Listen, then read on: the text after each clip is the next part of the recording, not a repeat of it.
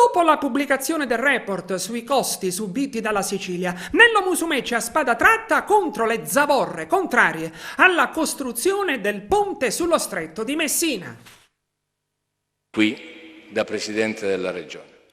Il presidente Musumeci impugna il report della regione siciliana appena pubblicato, lo brandisce come fosse un'arma e ribadisce quanto emerso, ovvero che il costo a carico della Sicilia, provocato dalla mancanza del ponte sullo stretto di Messina, ammonta a 6 miliardi e 54 milioni di euro all'anno. E poi Nello Musumeci solleva la spada e si scatena a raffica contro coloro che remano contro nel tratto di mare di Scilla e Cariddi, tra Sicilia e Calabria, e tuona.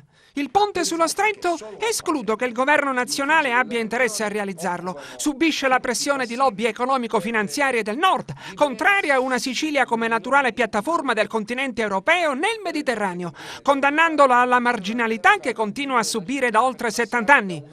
E poi il presidente della regione ricorda: noi abbiamo avuto la migliore stagione per la costruzione del ponte soltanto sotto il governo Berlusconi, e questo è nota a tutti perché si è raggiunti all'apertura del cantiere. La verità è che c'è un forte pregiudizio ideologico da parte dei 5 Stelle e di una parte del Partito Democratico.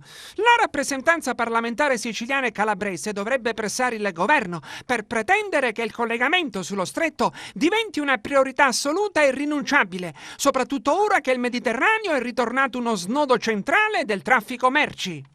E poi Musumeci rilancia l'appello al signor Ministro alle Infrastrutture e ai Trasporti e denuncia: al Ministro Giovannini abbiamo spiegato più volte che la Sicilia è stanca di essere appendice del continente e che per essere centrale ha bisogno di infrastrutture strategiche. In Sicilia non se ne realizzano da oltre 20 anni. Il Ministro Enrico Giovannini sa benissimo che è sufficiente una forte volontà politica. Solo un bambino può credere che il problema sia tecnico. Il tranello del dibattito sul ponte a una campata o a 3 campate è un gioco demoniaco che serve al governo per perdere tempo e arrivare alle elezioni politiche del prossimo anno. Se il centrodestra non prevalesse, si tornerebbe a recitare la stessa commedia. È un film già visto.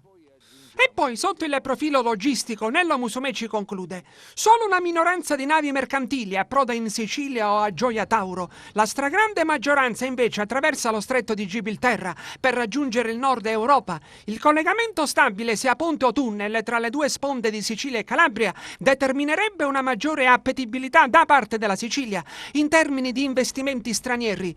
La questione tecnica è soltanto un alibi e lo sanno i siciliani, che spero possano avere una buona memoria al momento opportuno. Abbiamo fatto la legge che è già stata licenziata.